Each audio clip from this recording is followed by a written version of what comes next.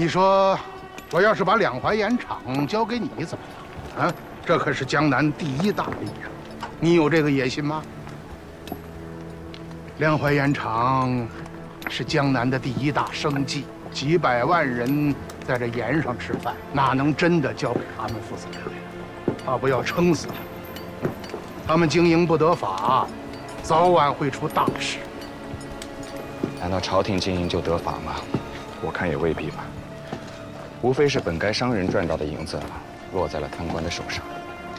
哎，像你这么喜欢顶嘴的，也真是少见。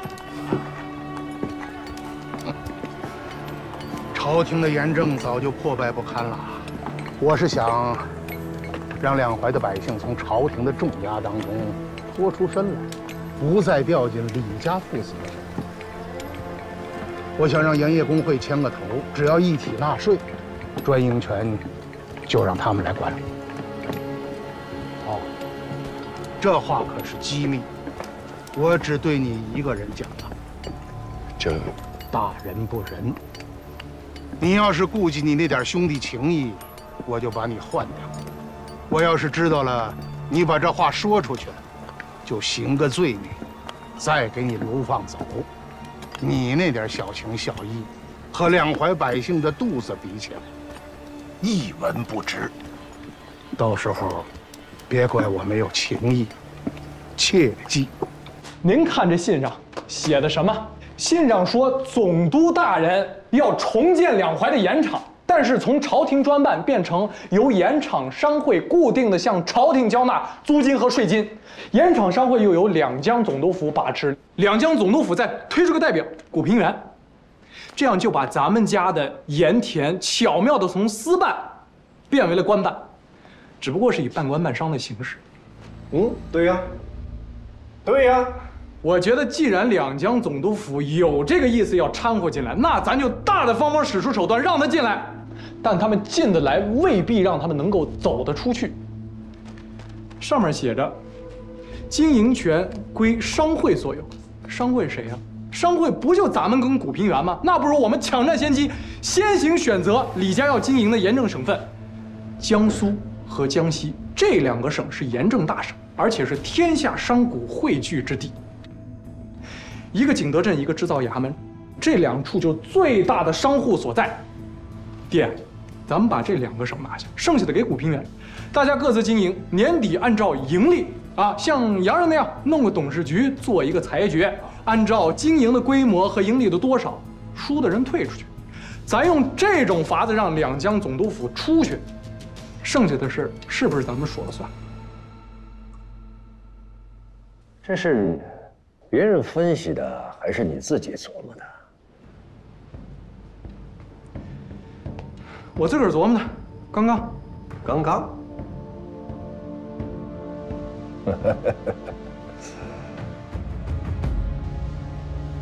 有把握吗？我不想再输了，我想赢一把。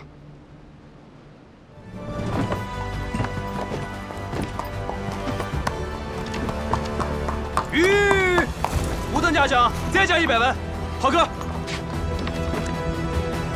文，咱们今天换300文一饼，马上去通知各店，不要等到天黑。是。站着。少爷，这事儿不能这么干呐！您这么拼起来，什么时候是个头啊？从盐场里出盐就300文，这一路上人吃马喂，还有这么多人力物力，没这么做生意的呀。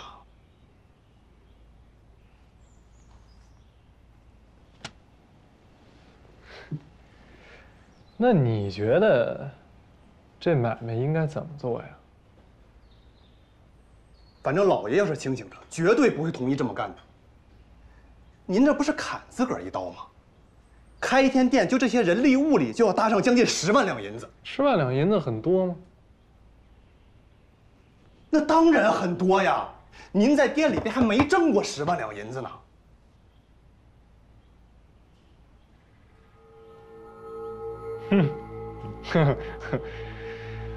哎呀，好，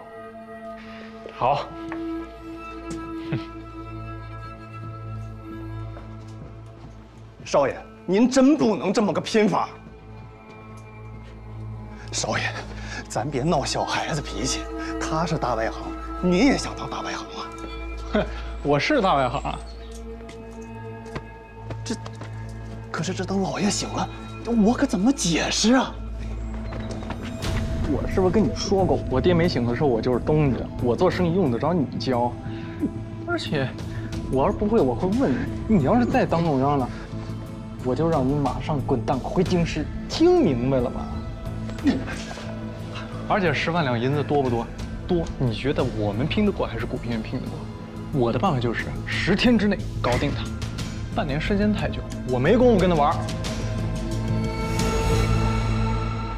我觉得呀，现下当务之急是盐的价格上不来，你再这么拼下去，这什么时候是个头啊？我想把四川的盐给运过来。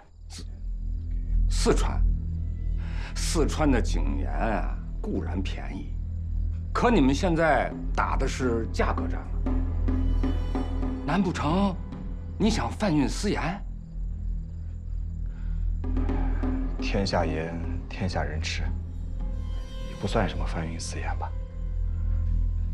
这要是放在几十年前，他说话这是大不敬，你不怕掉脑袋啊？再等个5、6天，我的本儿可就赔没了。我们在商量事儿，你进来干嘛？我都要当寡妇了，我还不能进来啊？哎呀，你先别说话，听我说。爹，明儿你自个儿回山西吧，贩盐的事儿我陪着他干。胡闹！我回去我能踏实吗？这儿女的事儿，就是无债不来。你这儿一个，我那儿一个。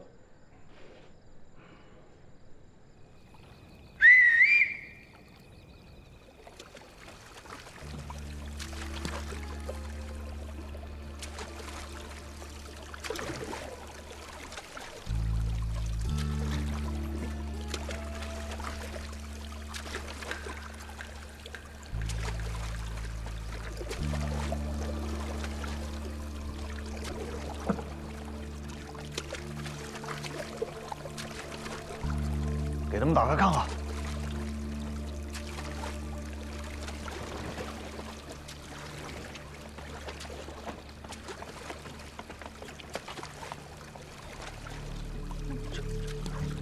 看仔细了啊！合上吧。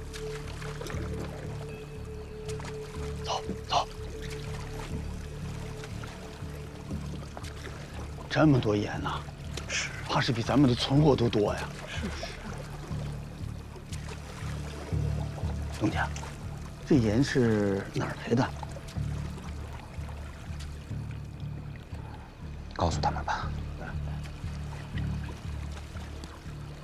这些啊，不是两淮盐场的盐，这是川滇地区的井盐。哎呀，是用马帮和水路运过来。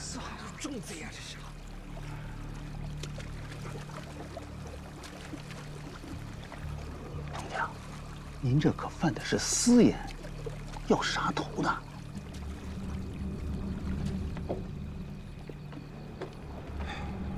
诸位。生意做到这个份上，谁不是提着脑袋在干？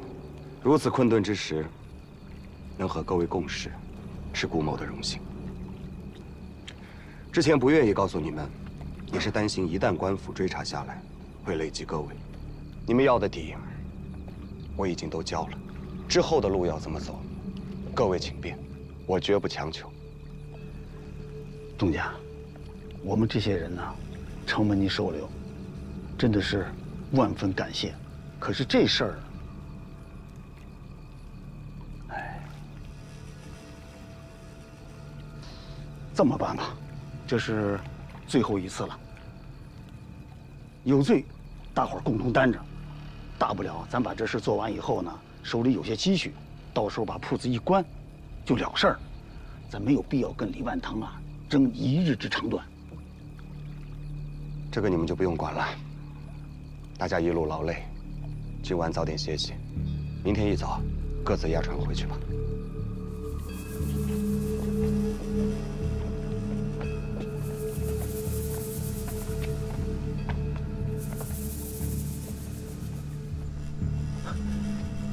公子，查到了。说，兄弟们在盐业工会的各家盐铺蹲守了很久，发现天不亮的时候，他们就开始进货，用大船从码头运来。兄弟们跟踪那船，发现那根本不是本地的盐，大多是四川的井盐。井盐？运了多少次？昼夜不停。上一次16艘大船，井盐比咱们便宜1半多，难怪他们能撑下去。说了，他敢跟我打这价格战，我得靠卖铺子才能挡得住。他毫发无损。去叫管家。好。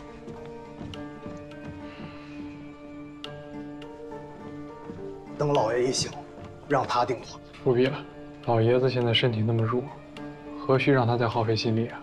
而且养你我都吃干饭的呀。说吧，你想怎么办？他古平原贩卖私盐，一下子这么大的量，这可是砍头的罪过。怎么了，少爷？要报官啊？啊！你要真是个草包！现在两江地面上，谁不知道古平原正是两江总督面前的大红人？谁敢拿他呀？说不定他平抑盐价，总督府还要赏他呢。听着，我记得咱们刚来江陵的时候，不是给曹帮的人都送了重礼吗？现在正是用他们的时候，告诉他们，让他们用最快的时间把古平原这批盐果扣了。他要是敢索要，把他一块扣了，这种情况下，古平原不敢报官，他只能咽下这哑巴亏。这是其一。其二，通知咱们全国的店铺调拨所有的资金来这儿，我趁他病要他命。我就不信了，我非要跟古平原在盐田这事儿上决个高低。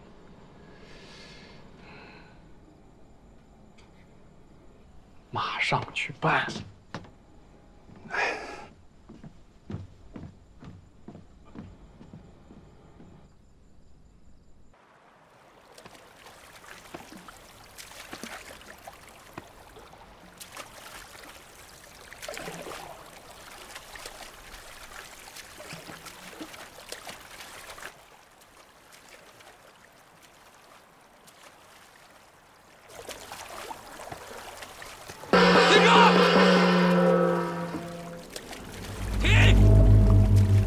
停车！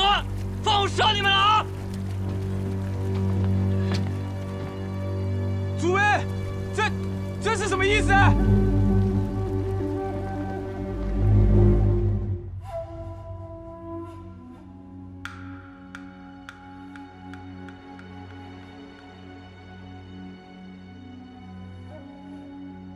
这船盐是你的？是啊。贩卖私盐，这个罪过可不小啊！这是官府的事，贵帮有话直说。痛快！曹帮运河上几十万的弟子，最近也是少吃无穿，挺苦的，所以想找老板借点钱花。咱们有2个办法，你选一个。往后你再运私盐，利润上，我们曹帮要多分3成。我们会保证把你的船顺顺当当的送过去，大家做一个长流水的朋友。要么就简单一点，你拿出2000万两银子，把你自己的命买回去。明着绑架呀？不怕我报官吗？报官？如果贩私盐这事，你不怕见官的话，你就报嘛。那我也告诉你。钱我1分都不多加，你要绑就绑吧。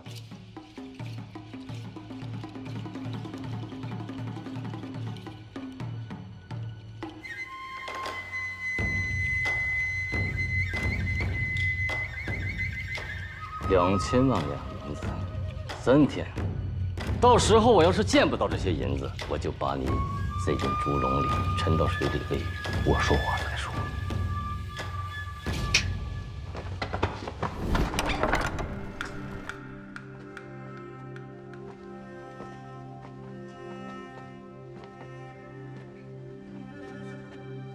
回老大，长赐有礼了。四爷，你找的通字辈老先生跟我说过了，你是要救你的姑爷古平原吗？正是。许他在运河上犯私盐，就不许他给河上的兄弟们分点余润，这太不像话了吧？怎么，我们就要不得他的钱吗？要钱有要钱的规矩。我姑爷是受两江总督之命，回府两淮盐场生计，并非私人犯盐。贵老大，请明鉴。你别拿那个两江总督府来压我，他们讹金子尿银子，放个屁都油裤裆。我曹帮上下的弟子，那跑坏了鞋都得自己买去。不服气的话，你们可以去报官呢。我看这事儿闹大了，谁敢管？我曹帮手里还有乾隆爷赏的龙头棍，真闹起来，大家不妨去衙门里面说说道理。通字辈的老前辈，上上下下几十万张嘴等着我背，哪来那么多老前辈？你现在赶紧回家筹钱去，听明白了？说你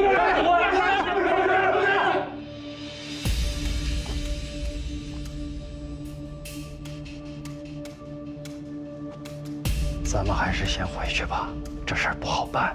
你看到了，这不是你来的地方。走。我夫君他还好吗？他好不好，那得看你准备的钱多不多了。哎，我这儿有一个价值100万的簪子，我先把它压在老大这儿，你们能让他吃得好一点吗？哎呦，闺女，不行啊，那是价值100万的簪子，我还真没见过，拿来我瞧瞧。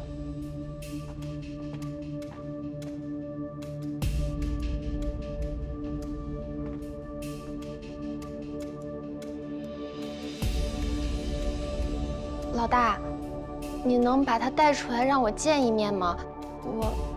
我也好知道他把银子放在哪儿。这个好啊啊！咱们这一套是绑直了啊！来呀，把那姓古的带过来。是。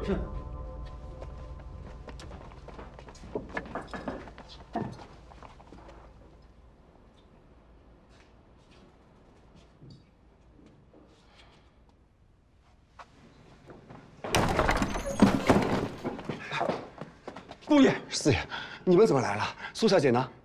玉儿担心你，那我们就先来了。我跟爹豁着命巴巴来救你，你上来就问他？不是你们来有什么用啊？这事不是你们能处理得了的。我不担心你吗？我为什么不能来？哎呦，行了，别吵了。我说你们这公母吵架都吵这儿来了，你赶紧问他银子在哪儿呢？没钱。什么？没钱？我看我真是得好好教育教育你了啊！来，用铁砂把他琵琶骨穿了。啊，别！哎，有话好。你要穿他琵琶骨啊？有话。对呀，我就当着你的面给他穿。有话。您听我给你讲讲这簪子哪儿好。对呀，你给我讲讲看。哎，你看，这。别动！你们再乱动乱说，我就把他右琵琶骨也给穿了。2个琵琶骨一废，你这辈子什么都干不了了，懂了吗？懂了你就点点头。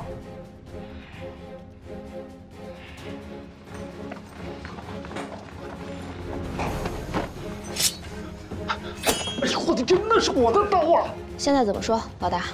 你个臭婆娘，你今天就是伤了我也没用。我曹帮上下几十万个弟子，拿唾沫都能淹死你！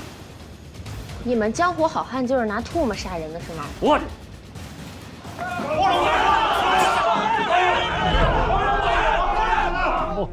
贵老大，贵老大，兄弟们，哎，我闺女思妇心切，我们做错了。这个事儿，我回去以后多找几个老前辈，当着面把这话叫开了。认错道歉都在我身上。你跟他们废什么话？他们就是一帮臭贼。你骂谁是臭贼？哎，他是谁呀？什么？他是谁？苏小姐，她是谁？啊，我之前跟你说了放战俘的那个苏小姐嘛。你骗人？没有啊，真的。你不是说你永远不见她吗？你怎么又去找她？有本事嘛，不是，我不是说你没本事，你也可以救我，我担心你们的安危啊。江湖事江湖了嘛。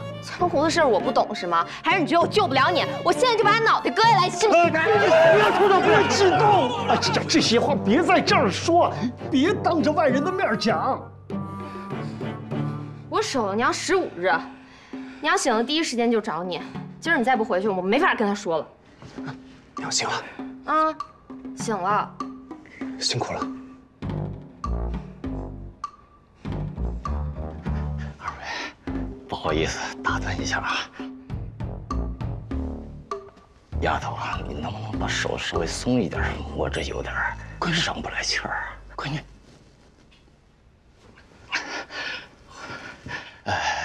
要不这样，你们回去吧，回去接着吵啊，咱们这片就算结过了。结过了，行吗？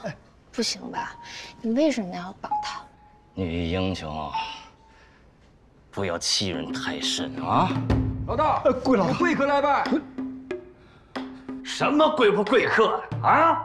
哪儿又来什么贵客呀？这就是你带来的贵客？哟，你们可真热闹，演大戏呢！让开！让开！让开！让开！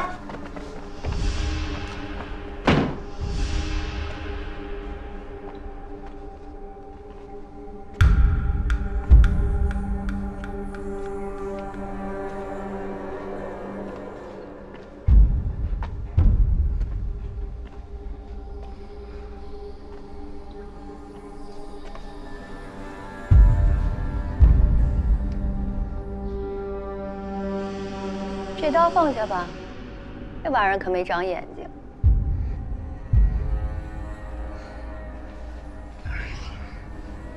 你个死丫头片子！爷这仇今天是跟你结定了。火气这么大呀？谈不了了是吗？谈个屁！奇耻大辱！谈不拢就不谈了，杀了他，我跟副帮主谈。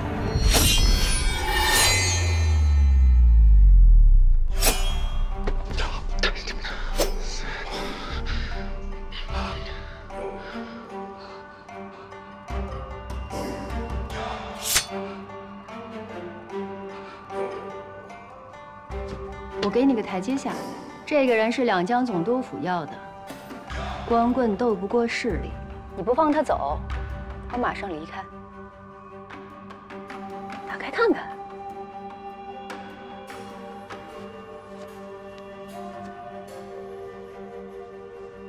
两江总督私印，压不住你吗？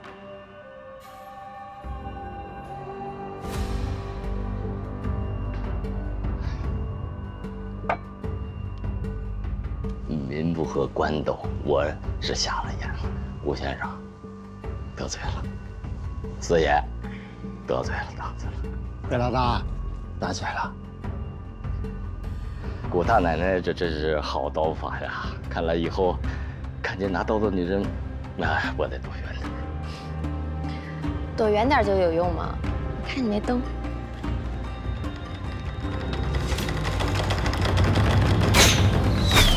嚯，好准头！爹，这么有闲工夫啊？我给你带了点上好的灵芝，听说你娘醒了，灵芝粉最是安神。谢谢了。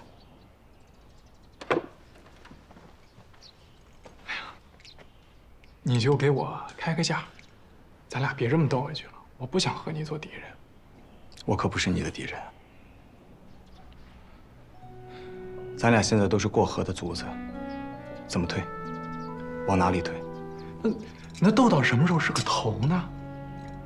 两江总督府不可能把两淮的盐场全部交给你们李家。你现在不是在和我斗，是在和整个官府斗。往大了说，你是在跟整个朝廷斗。你赢得了吗？如果我能赢，起码两淮的盐业我说了算。咱俩现在这么烧钱烧下去，没有任何意义。你就让我一口吃下去不行吗？你太贪婪了。贪婪有什么错？咱们是商人呀。那有些道理，我小时候读书的时候我就明白。这些话我也懒得跟你磨叽。来，写上你要捐多少钱。我要在金山寺助捐一个水陆大法会，给江南7省的亡灵祈福，掏钱吧你！怎么脾气还越来越大了？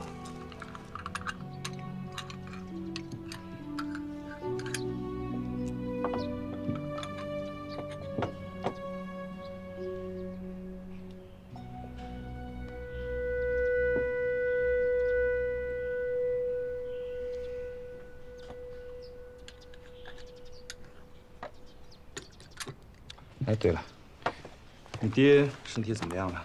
跟你有什么关系啊？哎，你等等，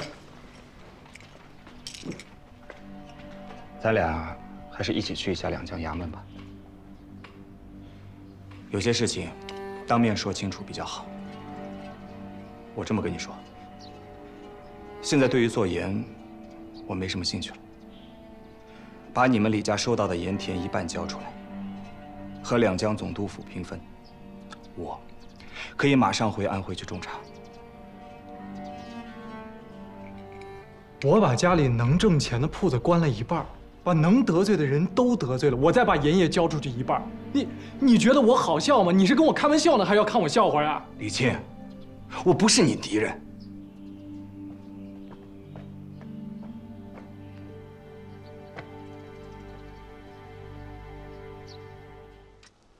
这个李庆啊，是越来越不像话了。他居然派人到我的盐铺来挖人，而且已经挖走了几个干熟的伙计，说是给的钱高出1倍。你说天底下哪有这么做生意的？就没这么干！我这里楚老伯，现在全国最大的产盐区都有哪几个？全国最大的产盐区有5个：长芦盐区，在乐亭、唐海和塘沽等县区；奉天盐区，那是关外最大的产盐地，但是交通不太方便；还有就是莱州湾产盐区，在山东沿海，那是当年姜太公的封地，也是当年武王灭商之后的齐国旧地；还有就是咱们两淮的盐区，再有就是四川富顺的井盐区。我们铺子现在卖的这个盐，就是两淮和井盐掺在一起的。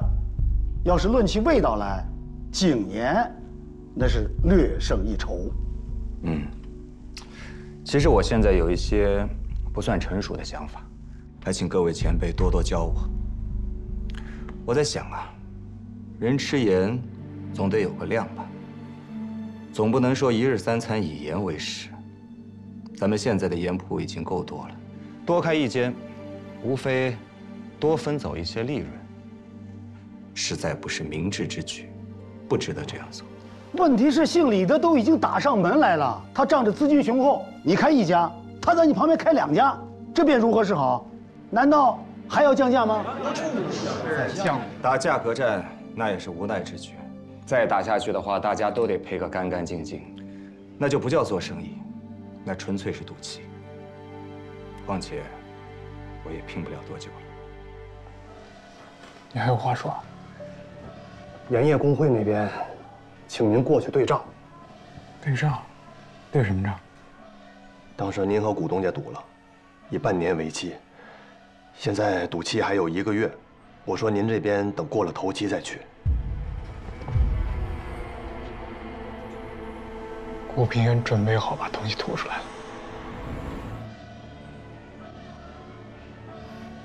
你为什么不说话呀？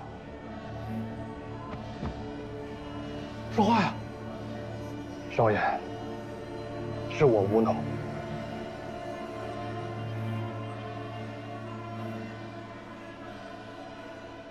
不可能，绝不可能！我砸了这么多钱下去，200家店铺，我闭着眼睛也砸死他了。少爷，不到200家，是188家。若是算上工钱和房钱，一直在亏。一个镇子里是2家盐店，没有这么做。不用你管，赔钱也是我赔。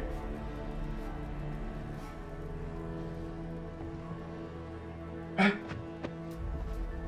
赔是我赔，但是盐的利润总超过他了，啊？你为什么不说话呀？少爷，股东家出了奇招，他开了231家商铺，在两广和两陕用漕运和马队，把长芦盐区的盐、四川的井盐，还有两淮盐场的盐都运过去销售，利润大得很呐。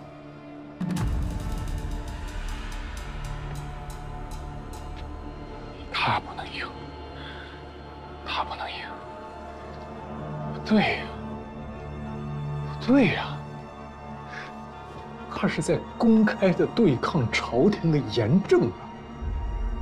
我要上京审告他。少爷，老爷都没了，咱们能靠谁呀？咱们这回是真的输了。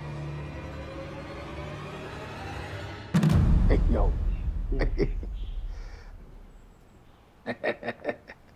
哎呦，真有你的！你这是怎么做到的？嗯？我们找到了一条从四川可以运盐过来的通道。长芦盐区太平了很多年了，那里盐储备很丰富，盐价又低。山东一带的盐区呢，销售不出本省，可是本省远远消化不了。但是反观像江西、两广、两陕这些地方，他们天然盐储备不足，盐价卖得很高，而他们的吃食呢，又都以腌制品、熏烤类的为主，用盐量很大。既然咱们要开的是盐铺，为什么不往这些地方去开呢？有道理啊。两淮的盐引子盖的那也是大清的章啊，更何况现在分省专卖的禁令已经被取缔了。正所谓行商走天下，拘泥在一个省，未免有些太局限了。我明白了，您这是要带我们做跨省的生意。他李万堂可以跨长江来收购我们的两淮盐场，我这样做又有什么了不起呢？